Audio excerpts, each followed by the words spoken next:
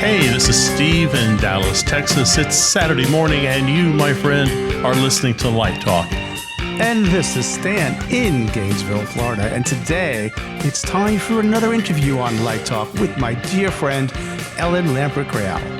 And good morning. This is Brackley in Las Vegas, Nevada, where it's a dry 112 degrees. And this is David coming to you from the beautiful Belmont Shore neighborhood of Long Beach, California, where it's 73 degrees with 20% humidity and a brisk ocean breeze blowing COVID germs all over us from all the unmasked morons on the beach. And if you don't already know, you are listening to Light Talk, and we are the Lumen Brothers. Hey, you did that flat. I liked it. Totally flat. Welcome to everyone to episode 172. And boy, we have a great show for you today. First, we want to welcome Brackley back to the show. Hey, how are things in Vegas, Brackley? Hey, still slow, but still going. But a dry heat here. Dry heat. Okay. It's not a dry heat here. It's like a wet diaper. I know. Well, you're in the swamp. Yes. I mean, Light Talk Central's in the swamps of Yeah, but it's good Florida. for my hair. Yes. Right, your complexion. I don't have hair. We also have a very special surprise for you today. Today, we'll be chatting with our good friend, Ellen Lampert-Greaux. Hi, Ellen. Hey, how you doing, guys? Oh, great. How are things in the Caribbean? Terrific. It's a humid sort of 88 degrees today. We've had a little rain, which we really needed. We are COVID-free. The island is open to tourists, so come on down. Really? Oh, Yep. let's I'm go. heading there. We're going. But, the problem is you can't take an airplane. No, we have to take a canoe. It's a long way by a canoe. Canoe is a fun word to say. Yes, Tippy Canoe and Tyler, too. It would take you a week to get here, but, Hey, canoe? don't we have like a Light Talk Catamaran? that would be good. Not- I mean, we could Not yet. that'd be a great tax deduction. What about the Light Talk private jet? No. That would be too good. elitist. Too elitist. Too We don't do elitist. that. We're not profit oriented. Right. Okay, before we get started with Ellen, though, we have Letters to Light Talk Central. This is a big one. So if you guys and gals remember, 2 weeks ago we received a rather stern letter from Luther Pope from Parts Unknown complaining about our show. Well, to be quite honest, most of our letters complain about the show. But anyway, We get lots of feedback. Among his many trivial points, Luther actually wants a danceable version of the theme song. Yeah. This past week we received a letter that, quite frankly, makes doing this show all worthwhile. Let me read the letter to you. Campbell from Portland, Oregon writes, Dear Lumen Brothers and Sister, I would like to start this email by telling you that I'm a huge fan of your show, and I have been listening to your episodes every day on my walks for quite a few months. I love your show so much. I think you should create a Lumen Brothers online merchandise store. David can't do that. I would buy some. He says. You're not capable. Also, I would love it if one of you could send me a copy of your theme song because I would like to make it the ringtone on my phone. Wow. Now, an introduction and suggestions. My name is Campbell, and I am 13 years old, and I live in Portland, Oregon. 13. I am obsessed with lighting, and I have been for pretty much my whole life. But just 3 years ago, I actually got a chance to light a show. At the time, I was going to the middle school, and next year I'll be going to high school. I got the role as a light board operator in 6th grade by basically bugging the director and good friend of mine to let me try it until she said that, why don't we give him a chance? I became the youngest ever person to set hands on anything in the booth in the school's history. From there on, I climbed the ranks. By the end of the year, I became basically the resident lighting designer in the school's theater because those high schoolers always did shows in the proscenium theater. I have been doing that for 3 years now in the Black Box Theater, and I have so many wonderful memories in that theater. In my 3 years in the theater, I've become a very proficient EOS programmer and HOG programmer. I am currently teaching myself MA and Onyx. I have also taught myself Vectorworks, Vision, and various other theater programs listed on my website.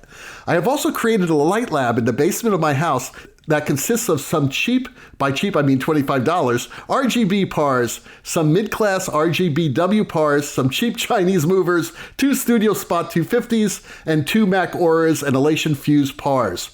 on loan from my local rental house.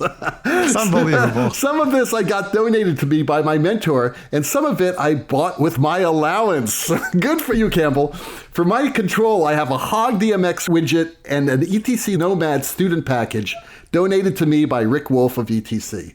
In my basement light lab, I create light shows and Disney immersive experiences. He says, here's a video of 2 of them, and we actually have that footage, and it looks fantastic. He says, unedited footage, so please forgive the background chatter of my parents. I watched it. It was fabulous. Great. As far as my experience, I would say that I'm more talented in the programming aspect, but I am by all means fascinated with the design aspect and love to improve my skills.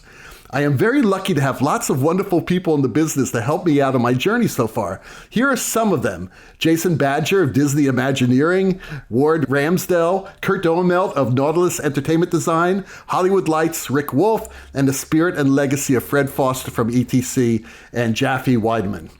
It has been my lifelong dream since I have been very young to light for Disney Imagineering, and it's definitely a dream job for me, so getting to know Jason was a really big deal for me. My question for you is, do you have any tips for how to get everything in your design done in the amount of time allotted in the theater? What are some tips you have? Is visualization a viable option, or does the 3D modeling take too much time?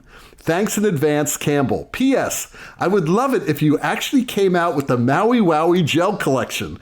I generally think it's an amazing idea because I have been to Maui and the lighting there is really like nowhere else in the world.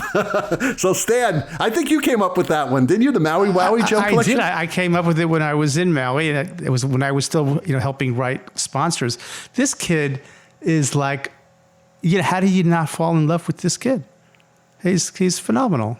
And I've been having interaction with him. We've been back and forth on email about programs and software, and it's a kick. I can't wait to meet him. Yeah, it's great. Ellen, now you've been involved in educational theater for a long time, through all your work. What do you think about a kid like this? I think it's great. I love kids who are that motivated and who know what they want to do at an early age, even if they change direction a little later. It's great that he's getting this incredible background now and that he can teach himself to do all this stuff. And, at the master classes in New York, we used to have sometimes a parent would call up and say, my son or daughter is 14 or 16, and I really don't want them to come to New York alone. Can I stay in the dorm with them? Or if we get an Airbnb, can I sit with him in the classes? And one mother, I finally said, your kid might be 16, but he is so smart. I think you should go shopping and get your hair done tomorrow and let him interact with the other people in the class, and don't sit with him the whole time because he's not getting the full experience. So you do come across them from time to time. It's great. It's amazing. He's 13 years old. I know, amazing. Incredible. And I mean, and he's already has these industry connections, which is great. Right. And we'll send you links to his portfolio. It's really amazing. His portfolio is beautiful. It is. And his videos of these environmental, virtual effects that he's done is in his basement of all places. It's fantastic. It's so beautiful. Your point, David, about like what he's been able to make connections, I think that's a result of the communications that we have in the current era, because I think, if we wouldn't have been able to do that when we were kids. We couldn't connect with professionals the way he can because of the internet. Really, it sort of makes a whole different world. I remember putting on shows in my bedroom for my parents with my sister on top of the dresser with a flashlight running the follow spot. And I made little curtains with wooden blocks and strings and blankets, and I was doing that too. But I had no way could I have reached out in the way that Campbell has. So that's really just a sign of our times. And that's one of the beautiful things about that. There's ups and downs about the internet, but that's one of the great, I think, results of it. Well, I certainly did. One of the problems I had, though, was the cat kept eating my my homing pigeon. Yes. That pigeon could never get. It would hop out of the cage, and all of a sudden it was a meal for Toffee. So it ended it right there. He sounds like an incredible young man. I'm just hoping that he keeps that energy up and is not burned out after time. The person he needs to talk to, we need to introduce him to Jane Childs. That's a good idea. It's a good idea. You know, Steve, your point about the homing pigeons, I was also into sports as a kid. And what I was able to do with baseball cards, I would be able to, somehow I got the addresses of the baseball teams and I would send them letters asking them for merchandise. And the most generous baseball team was the St. Louis Cardinals. They would send me stickers and baseball caps. So yeah, but reaching out was very difficult back in those days. And now it's easier. Light Talk didn't exist. No, it didn't. No, certainly didn't. Couldn't have. Right. That was probably a good thing, though. It's a very good thing. So, Campbell, we just, if you notice, we haven't really answered your questions. Right. Because we have this crazy idea about bringing you on the show to ask them personally to us. So, that is going to hopefully be in an upcoming episode. And if we can make it work, that's great. If we can't, we'll figure something else out and answer your questions. Because right now, we actually have a guest today, and it's Ellen. And we're going to get to interviewing her right now to find out more about what's going on in her life in the Caribbean. So, Brackley, why don't you tell us a little bit about Ellen? Okay, so Ellen is a writer, editor, event producer who specializes in entertainment design and technology and architectural lighting. She writes regularly for Live Design, LiveDesignOnline.com. She attended NYU, where she was an English major, and Temple University for a BFA in television film production. She earned her MFA in Arts Administration and Theater Management from Brooklyn College and was a publicity director of the Brooklyn Academy of Music from 1979 to 1986. She is a member of ATPAM, the Press Agent and Company Manager Union, and served as publicity director at the Williamstown Theater Festival in Massachusetts from 1979 to 1982, and was managing director of the Weather Vane Theater in New Hampshire in 1977 and 78. From 1984 to 1993, she was based in Avignon, France, where she was the managing director of the French-American Film Workshop, an international festival for French and American independent cinema. For the past 31 years, she has also been the creative director of LDI, North America's leading annual trade show for entertainment design and technology, programming and producing workshops, and training for industrial professionals. She also serves as the conference director for the Live Design Masterclasses in sound, lighting, projection, and other topics. She is the founder and co-director of the 25th-year-old St. Bart Film Festival, a pan-Caribbean festival that takes place on the island of St. Bart in the French West Indies, where she currently lives, as well as editor-in-chief for Harbor Magazine with editions for St. Bart and St. Martin, English language editor of the St. Bart Weekly, and writes for a variety of publications on freelance basis, including Architectural SSL, solid-state lighting. Welcome, Ellen. Thank you, Ellen. Brackley. And we also share the same birthday. We're both Capricorns. Yes, we do. We're Capricorns. The same birthday? Yes. What birthday is it? January 12th. Wow. And I won't tell you the year. No, we don't need to know the years, but Also, Philadelphia. I'm from Philadelphia as well. So Yes, me too. Oh, two Phillies. Can you believe it? I like that. Yeah, but Ellen, we just remember that you went to Brooklyn College like I did about the same Yes, time. absolutely. I got my MFA there in 1980 in Stephen Langley's program. Stephen Langley. Yep. Wow, I remember that. So, Ellen, is there a special Caribbean birthday meal? Do you go out in the ocean and just rip the bounty from the ocean and cook up a meal for yourself? Octopus, okay. No, I don't eat octopus, although my husband does. But I have a funny octopus story if you'd like to hear it. Absolutely. I'd love to hear it. During Hurricane Irma, some very close friends of mine from Delaware were locked down here in a hotel because they were told not to stay in their own house, that the ceiling and roof would be ripped off, which indeed it was. So they stayed in a hotel, and another couple that was there left immediately after the hurricane. They had to get off the island, and they said to our friend Dale, "We left a big cooler on our porch. Take what's ever in it." So Dale, who owns Atlantic Liquors in Rehoboth Beach, Delaware, assumed it was a cooler full of alcohol. And when he went down with his wife, they were very surprised to find a frozen octopus in there.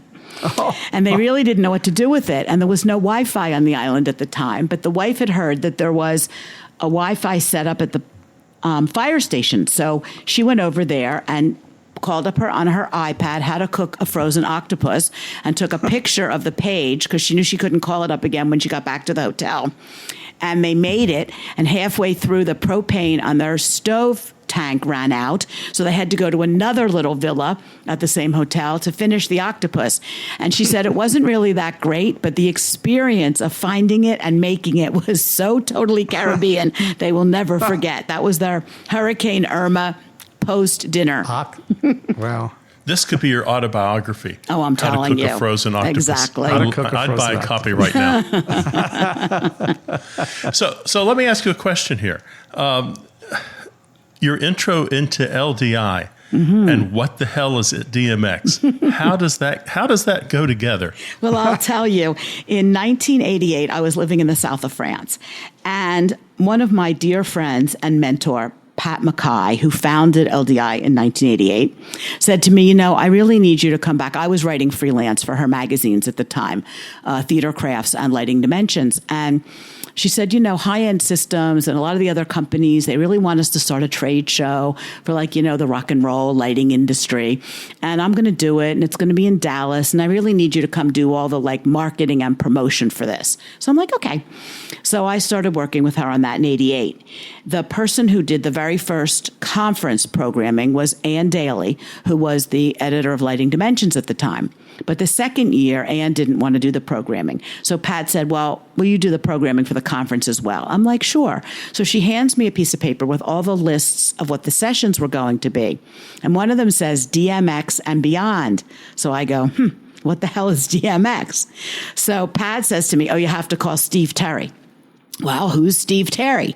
Well, she says, he's at Production Arts. Call Production Arts. So I call Production Arts and I say to Steve Terry, hi, I work for Pat Mackay at, LDI, and I'm programming the sessions this year. And there's a session called DMX and Beyond, and I don't know what DMX is. So he says very nicely, oh, no, don't tell me Pat hired another moron. Ouch. I said, well, I'm not exactly a moron, but I'm not really on the technical side of this, but I'm a quick learner. So he was really sweet, and he gave me his home phone number, and I called him that night, and I got the rundown on DMX, and that was my real intro to the technology side of this business. How interesting. Wow. I would have run away if I heard about DMX the first thing. I said, oh, these guys, they really know what the hell's going on, don't they? Right. So how long have you been at LDI now? 32 years, since 88, really. Wow. What's your favorite thing about LDI? My favorite thing about LDI is the people, really, about everybody getting together and people that you talk to all year and getting to see them and share meals with them and listen to them speak and have them share their expertise with the industry and watching people do hands-on lighting console training and media server training and projection mapping and pulling together really young designers and the 13-year-old geniuses like Campbell and getting them, on to the next generation. And it's been really interesting. Who knew in 1988 that I would still be doing this? And I have to say that after David Johnson left in December, I think I'm the only person on the entire team that was actually hired by Pat. There was David and myself, and then David moved on, and I think that leaves me, although some of the people on the staff, Kelly Turner, who's the sales manager, came to us in 1996 when Pat first sold the company. So there are some longstanding people. And, of course, Marion, who's just great and has taken over the leadership role for our franchise for LDI and Live Design, and it's just a pleasure working with her. So it's the people, really.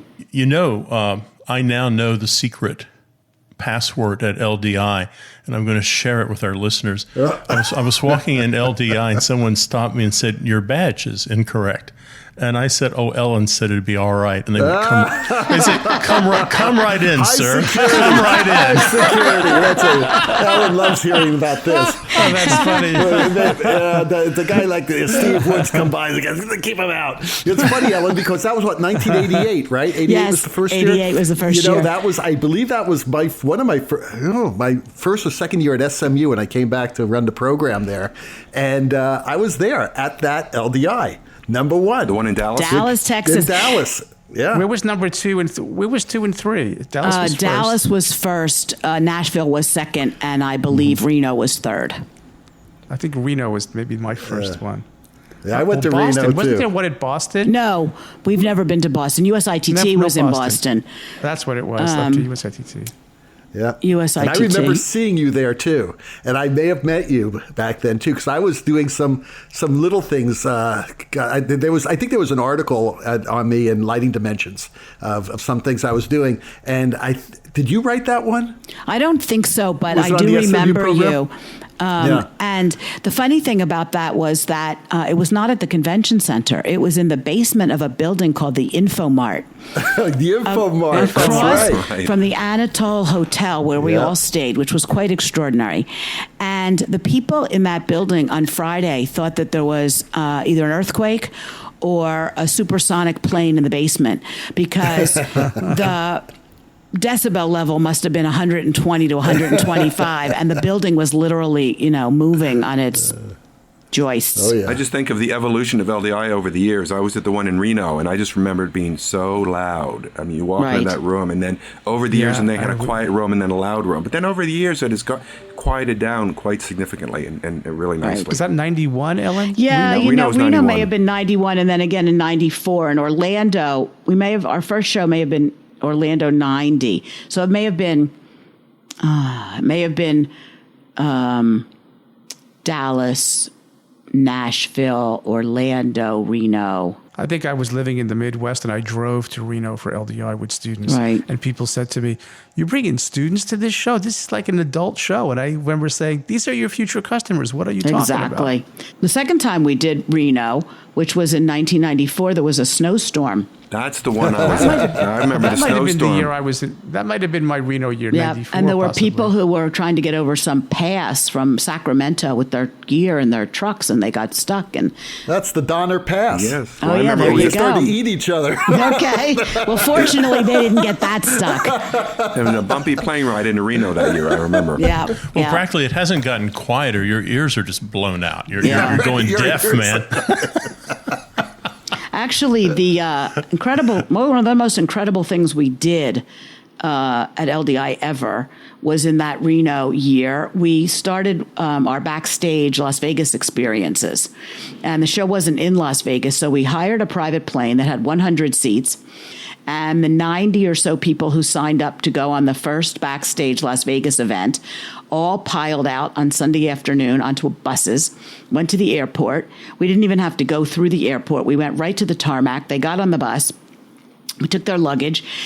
There were box dinners on the bus, including or on the plane actually, and some of the people that were involved in the first Las Vegas first or second Cirque du Soleil show where we were going the next night or that night, maybe right off the plane, included Luc Lafortune and Jonathan Deans, and they were on the plane with us. And we got off, and the buses took them right to Treasure Island. Their luggage was taken to their hotel, which was also, I guess, Treasure Island, put in their room. And we went outside and watched the Buccaneer Bay, whatever it was, pirate show. Back when it was a pirate show. Yes. It was Hail Britannia. I think it was the United States sinking the Brits or something. Yes, it was a great show. Wow. And now it's a CVS pharmacy. Right. And then we went to see Mystère. I think we had dinner at the buffet in the hotel and went to see Mystère. And then Jonathan and Luke spoke afterwards. And that was really quite an extraordinary experience. Getting those people on that plane and flying them to Vegas from Reno. And that's an experience I'll never forget. That was really quite something. I bet you can't do that anymore due to insurance reasons. Probably. Like hire a plane. Right, probably. Well, in those In a days. snowstorm. Right. Well, fortunately, the snow had stopped by then. But, Pat McKay is an extraordinary person and was always sort of fearless. And because we didn't have a larger company with, the kind of concerns that larger companies rightfully have, Pat was willing to do all kinds of stuff. We had a pyro, I think it may have been the same year or the first year in Reno, we had a pyro demo where we borrowed a set that we never intended to give back. They didn't want it back. They were going to burn it anyway, from a local theater. And two guys from Orlando Universal Studios shipped out some giant propane tanks. Now that I think about it, it's like, why didn't we just get them in This is town? insane. I know. And we bought a car. We bought a car for $100. And they didn't tell us two things. They didn't tell us to put plywood under the tires. And they didn't tell us to take out the windshield. They just told us to make sure there was no oil or gasoline or anything in it. And the pyro guys put holes in the side of the car and filled it with, pyro and painted it over. And the same thing with the set. And they had like a cowboy shoot 'em up. And the car eventually exploded. And all that glass went right over the head of the audience and shattered behind them. We did have fire watch, and the firemen were ready to go. Fortunately, no one was injured, but the tires melted into the parking lot. Now we know if you blow up a car, take out the windshield and put plywood under the tires. I mean, you have gone completely psycho. You made those laser guys put a wall up so they didn't blast the airplanes. Right. And you actually have the gall now to say no smoking. Right. So if I want to blow a car up in the parking lot, no problem. Well, outside, but I don't think they would let me do that anymore either. We used to do some pretty wild stuff.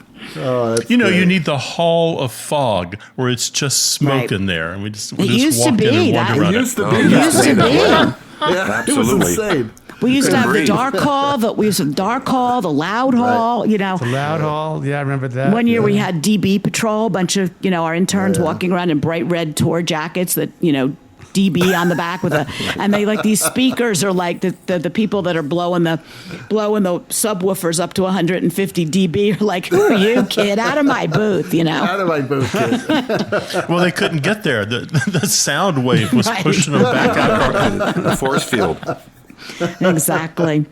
Oh, God. Those were the days. Those were the days. Don't do this at home, kids. Right, It was please the do not Wild try that, West right. in the 80s. It's a lot more tame now, really, when you think about it. It is. Because I think because of insurance issues, right, Right. Ellen? Yeah, probably. Yeah. It's, It could be because we're all getting older, too. Right. there are a lot of young people on LDI. I mean, they're taking our place. We're just dinosaurs going back all the time, but it's great. It's good stuff. so. Absolutely. Changing scope here, could you explain the joys and demands of expat life? Yeah, it's really interesting. I never intended to be an expat, but in the summer of 1983, instead of going back to the Williamstown Theater Festival for a 5th season, I was invited to go to France. To the south of France. A friend had a company called Réciproque, which means reciprocal agreement, as it were. And the idea was to bring American arts presenters to the south of France to go to a lot of the festivals and look at dance companies that could eventually be brought to the United States. So I went representing BAM, and we were on the cusp of starting our Next Wave Festival. And 2 companies that were going to be at the Avignon Festival that summer, Pina Bausch and Carolyn Carlson, were already on our program for BAM. And it just seemed a nice fit. Harvey Lichtenstein, the head of BAM at the time, was really the person invited on this, but everybody else that was going was sort of, my age, and it was in a station wagon or a minivan, and he was already going to be on somebody's yacht at Cap d'Antibes and did not want to ride around in the back of a station wagon. So I got to go on this, and I also presented my friend Marta Renzi's dance company at the Off Festival in Avignon that summer and began to meet people there. And one of the people I met there was a crazy Texan by the name of Jerry Rudis, who had a little place called the French American Center of Provence. And oddly enough, it was upstairs from a cinema that was in an old chapel. So if you got there late and started inching your way down the side wall, you were really surprised when your hand ran across a life-size saint of some sort, because the church had not been dismantled. But there were 2 filmmakers, an American woman by the name of Tammy Hoffs, whose claim to fame, I guess, is her daughter, Susanna Hoffs, who wrote the song Walk Like an Egyptian, which is another long story, and Agnes Varda. And they had gotten to Jerry and said, hey, you are upstairs from the cinema. Why don't we do a French-American film workshop and we could show our movies? And that's sort of how this thing got grown. And I met Jerry there that summer, and he's like, well, we're going to do this in 84. And since you're in New York, there were no faxes or email or anything in those days. Things went by transatlantic pneumatic tube. So Jerry was like, you'll be in New York. You're at BAM. You can probably make international phone calls. Why don't you be the U.S. representative for this thing, and all the American independent filmmakers, people nobody ever heard of, like Quentin Tarantino, will call you and we'll take a look at their films, which was complicated in those days, So that's what I did. And then Jerry was like, well, why don't you come in the summer of 84 and run this thing with me? So I did from 84. Went back to BAM in 85, and then by the end of 85 moved to the south of France sort of full-time and stayed there on and off until Pat called me back in 88.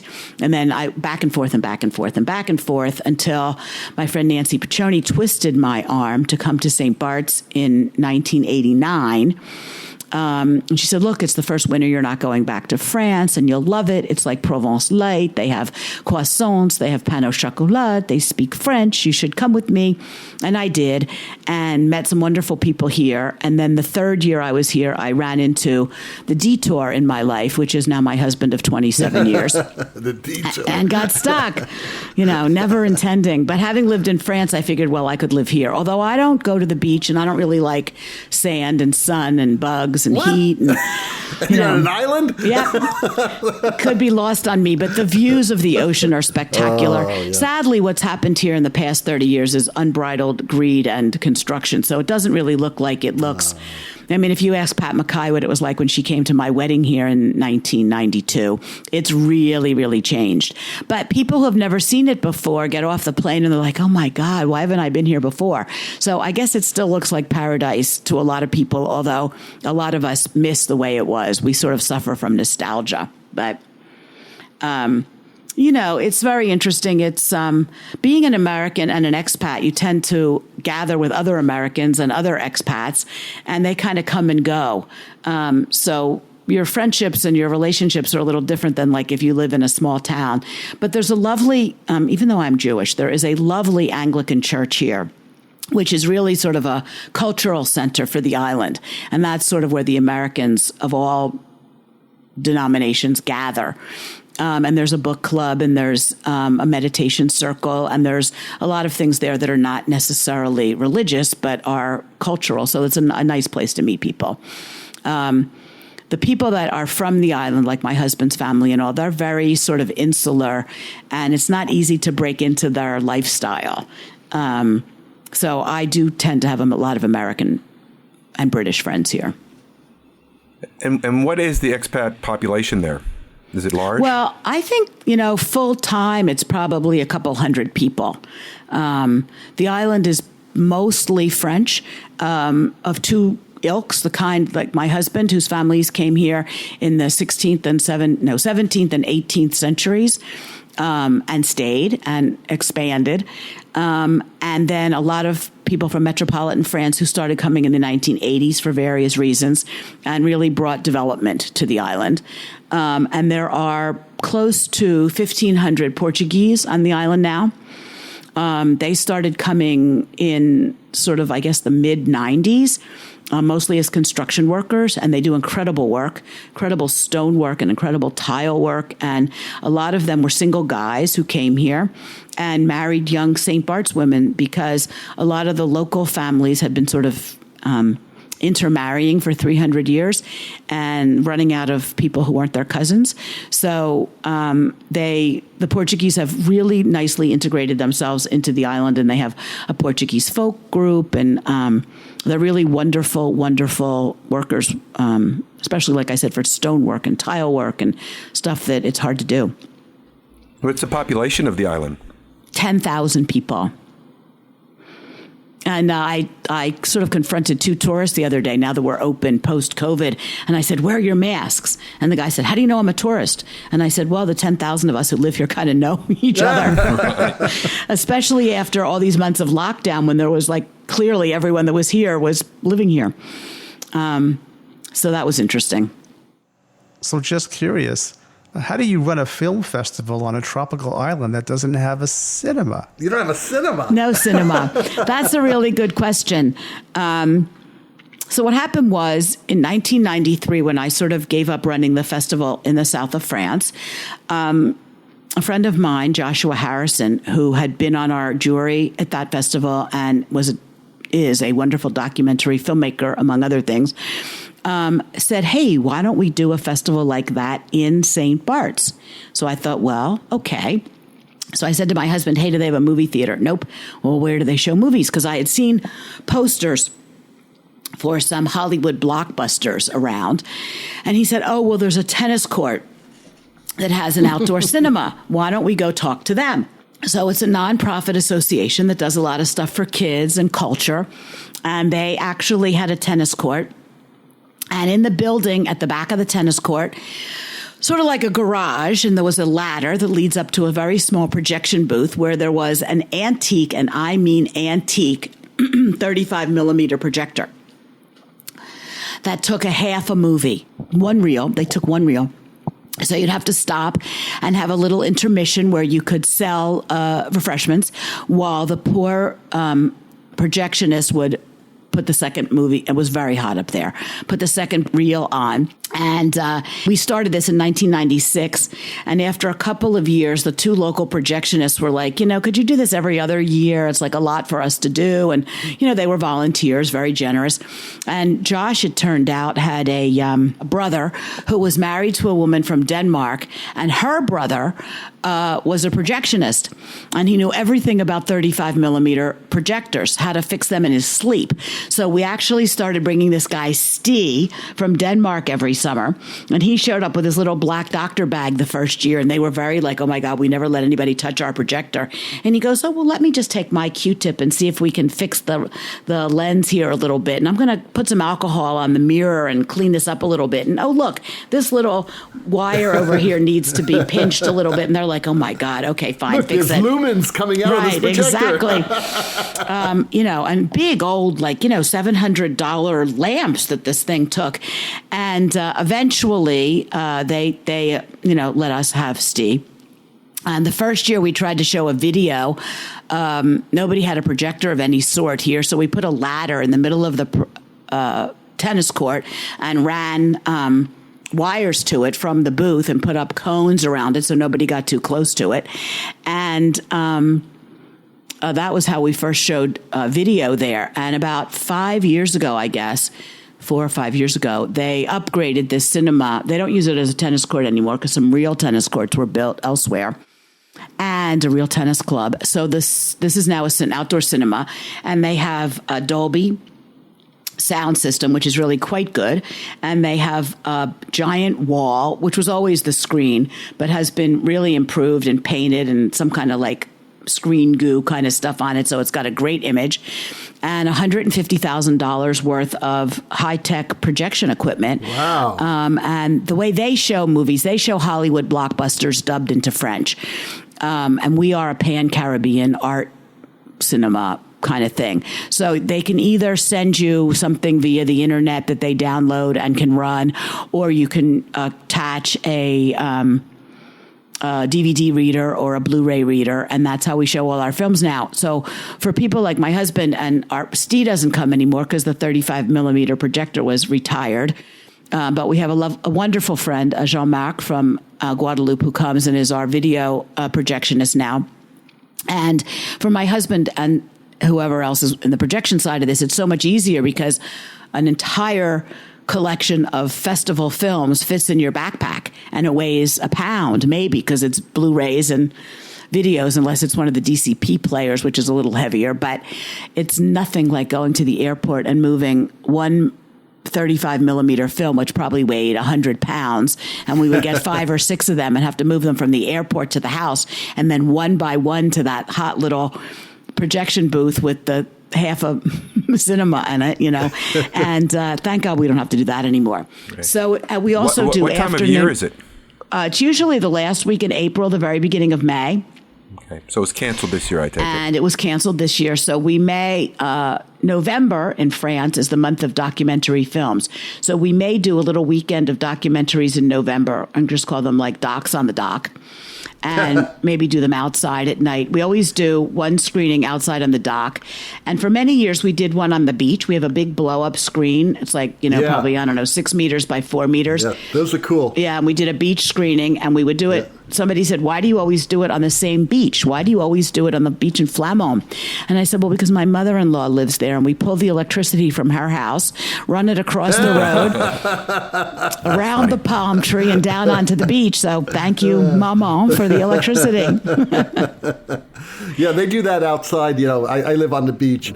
They do that in the summers. Well, they obviously not doing it this summer, but yeah, they have that big inflatable screen, and they have thousands of people out there, and it's great. That was going to be my first suggestion. I said, why don't you just do it on the beach? Well, we do, but it's a lot of work to get that screen up and down.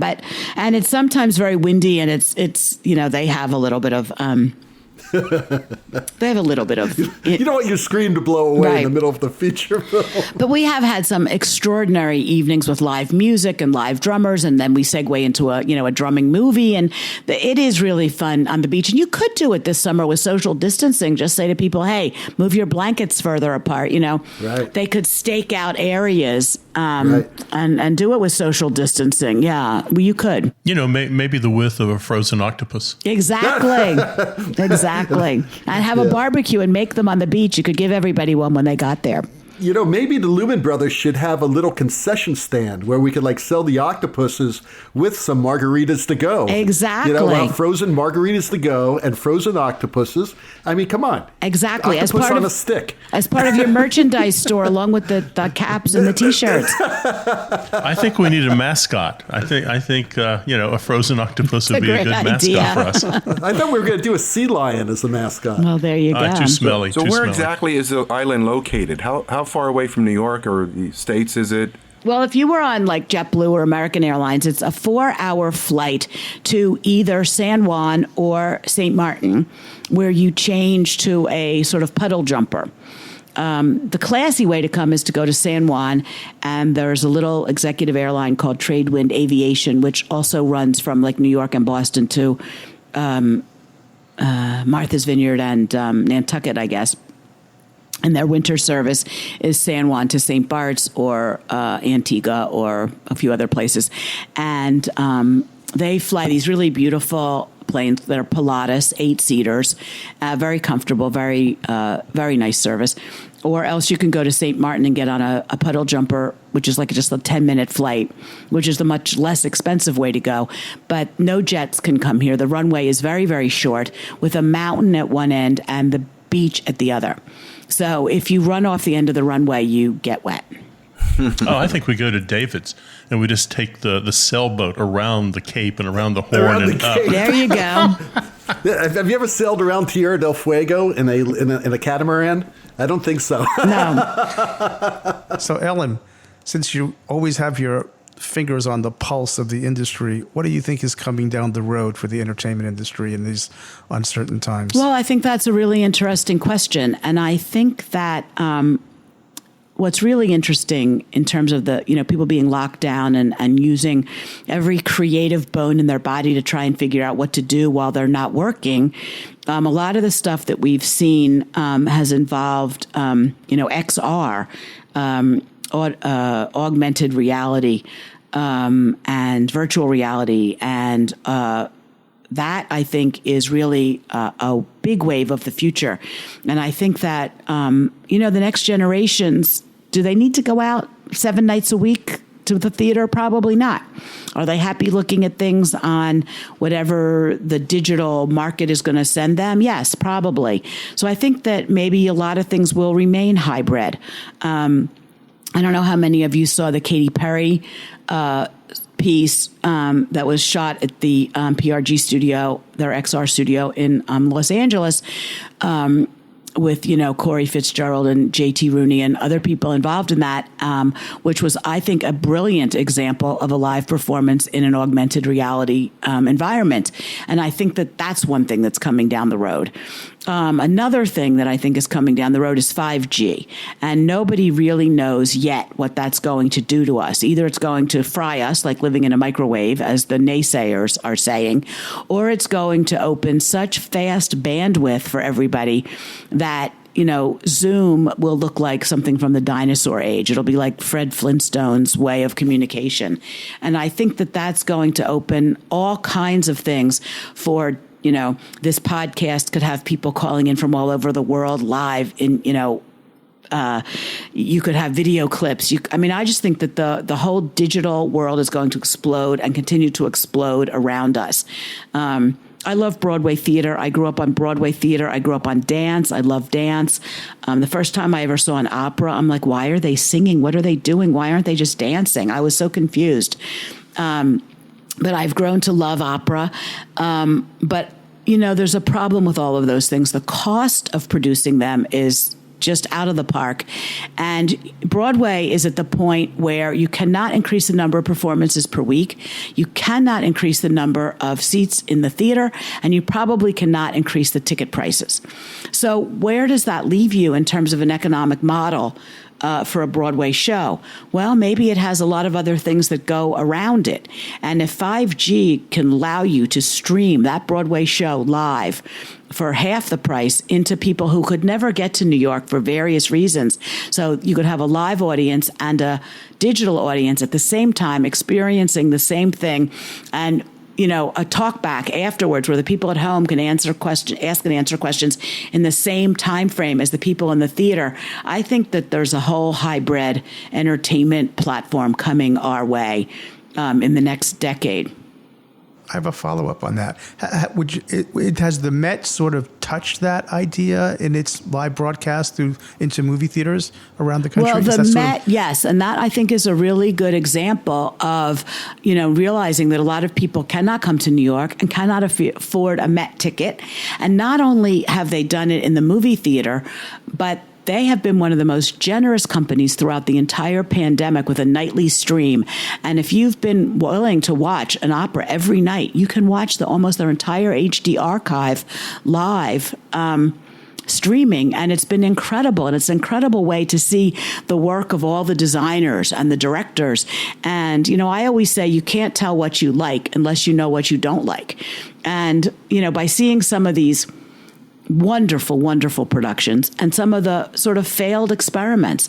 And I think one of the things that I really admire about Peter Gelb over the past decade at the Met is the failed experiments, bringing in, really wildly diverse directors and designers, some of whom had never worked in that sort of an opera house before, or maybe any opera house.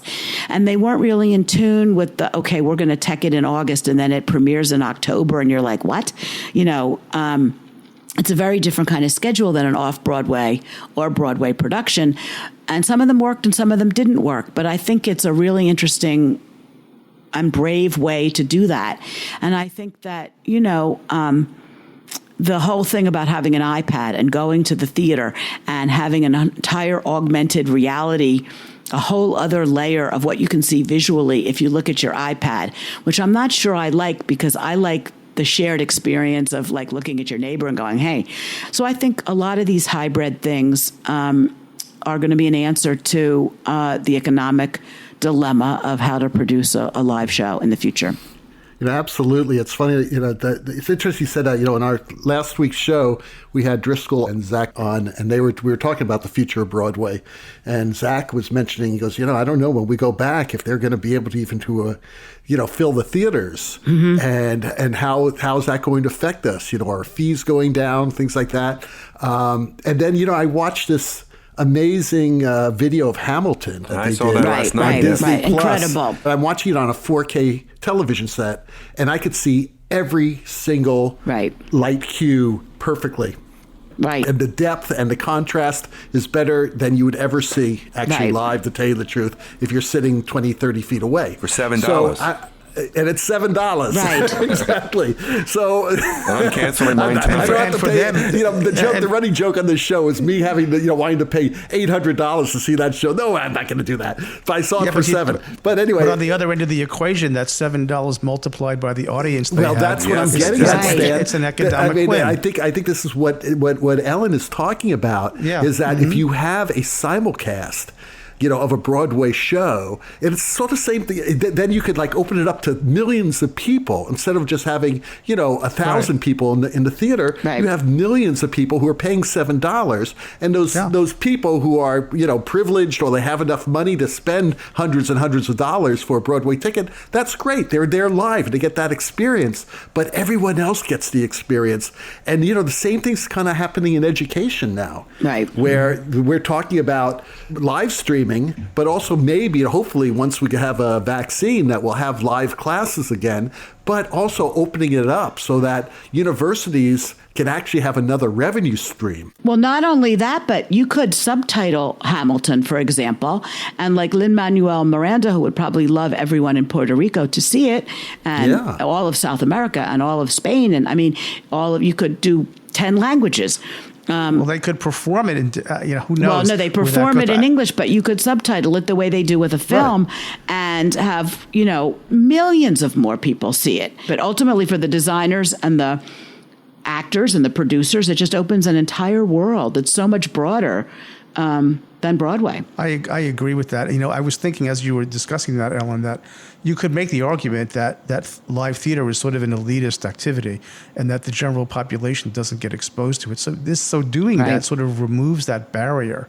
And there is a barrier to most people to experience the quality of what great theater is. They could be just cheap like me.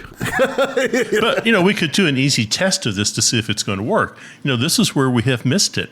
We should be charging $7 an episode for Light Talk. Then millions of people around the world. And we can simulcast them. Oh, yeah. When you replace me with Lin-Manuel Miranda and David Diggs, then you could charge the $6.99. Those coffee cups were like $15 each. Yeah, those coffee cups were not cheap cups. They were not cheap and coffee cups. And they're not dishwasher safe, which Oh, really no. pisses me off. Which makes them nostalgic. We're just not thinking big enough. We could get Brad Pitt to play David. Right. Well, there was an interesting article in the New York Times yesterday talking about just this, the whole digital and the hybrid versions of what's going to be happening in the future. So that's kind of a whole interesting concept. The other thing that's really interesting is this esports and online gaming. They have millions and millions and millions of players. And there was an interesting thing where there was one of those epic gaming things where they had a live performance by someone called a rapper, Travis Scott, dropped into one of the gaming things. And millions of people looked at it. So there are so many ways to reach the younger audience now. Well, Ellen, we've sort of run out of time, and we want to thank you for being with us today. It's always great to see you, even from that very first time I saw you back in 1980. You're always smiling. There's always this great aura of happiness around you. Sort of remind me of Gilbert, actually. You remember Gilbert? Yes, of She's course. like a Buddha. She's you guys are funny. You don't see me behind the scenes. Oh, I have seen you behind the scenes. I've seen you in the Ellen golf cart going down the hallways. That scooter has saved my life, I'll tell you. But this was a good show, Ellen. The insights that you provided were very provocative, very thoughtful. Really appreciate your perspective, particularly on the future. Well, thank you. It's been a pleasure, Absolutely. a real pleasure to talk to you guys. And, I was a little nervous because I'm usually the one asking the questions. So this was a real turning of the tables, but I do appreciate it. It was great talking to you guys. Well, thank you so much. We'll see you all soon. Yeah, and Ellen, maybe if you would like to be an honorary Lumen sister for an episode or two. You know what? I would be honored. You know what? I think we should do that because, Ellen, I have to say thank you that when we started this crazy notion, you were one of the few people that were really, really supportive. Who didn't think we were crazy, basically. No. Yeah, but you said you put a thing up on the live design like these guys are kooky, but they're funny, but they're educational, and so you've been such a supporter of the show. So I think we should return that favor. Well, she was desperate to fill that 3:00 period. And she wanted us to anchor Sunday afternoon. But also, thank you for supporting that portfolio review. I mean, I think that has brought back some students to LDI like we intended about 10 years ago. So thank you. Absolutely. And, last year we did the first pop-up ERDAs and we'll do them again. And, we believe in all this kind of outreach. And we just awarded the second annual Pat McKay Diversity and Design Scholarships. So you can go online and look at the lovely wonderful group of recipients from this year. And we've worked with the Theatrical Sound Designers and Composers Association and USITT on those. And I just love that kind of outreach and working with people. And, I keep calling Brackley and saying, when can I have your black box theater? And it hasn't worked out yet, but someday it will. Well, we're dark now. Yeah. You got to have it now if you want. But no, I mean, that was the first time. about 10 years ago, we were touring the Black Box Theater for a space, and you said, well, how can we get more students involved with LDI? And I said, well, maybe we could start doing a portfolio review. And you were so supportive of that. First couple of years were a little rough. Steve remembers those with one person, but it's really grown. And last year, I think we had a good turnout. I think it went very well. So thank you. Yes, I think last year's was terrific. And I think matching it up with the ERDAs and giving them an LDI pass and everything, I think is a really nice package for the kids. Maybe this is a way to wrap it up. So we know that Campbell is probably listening to this show. So I think somehow we should get Campbell and his family to bring him to LDI. Yes, absolutely. Wouldn't that be great? All right. I just want to tell you also, Ellen, is that, and you may not have known this, but by being on the show as a guest, you are now recognized as a legend of light. Now we don't have a fancy Do I get a sword? I think you get a coffee cup. No, we don't give that lightly. You get a coffee cup that you can't wash in the dishwasher. Yes, you can't. Non-dishwasher safe coffee mug. I think I took one home from LDI already, but you had the coffee mug. We finally found this. Oh, there you go. Well, I think took I it took to blamed me for that. Well, they were mailed to me, and I kind of took one before I gave them to you. So Yeah, you guys. Right. What can I tell you? Anyway. No, this was great, guys. Thank you. Well, the rocking sounds of the Luminoids tell us that once again you've spent another morning listening to Light Talk. You can hear our show on Spotify, iTunes, Google, and just about every other podcast site out there. Check out our website on lighttalk.org for future guests, and be sure to follow us on Facebook and subscribe to the podcast. That way you will not miss a second of Light Talk fun. No guarantee is offered regarding the accuracy of any statements or opinions made on this podcast. However, if you choose to litigate, the law firm of Fleck, Flock, Flare, and Glare and their paralegal Snoot will defend us until our retirement funds are depleted. Light Talk is written and produced by the Lumen Brothers, coming to you from the beautiful Caribbean, Long Beach, Gainesville, Las Vegas, and the Lone Star State. And join us next week when we discuss the Disney broadcast of Hamilton in 4K. All that and a new sponsor. Light Talk, broadcasting questionable Lumen knowledge and humor around the world. So we'll see you all next Saturday morning. Thank you, Ellen, again, and have a safe stay down in the Caribbean. Stay healthy and stay happy. And bye-bye from Light Talk. Easy on the outside. Thanks, guys.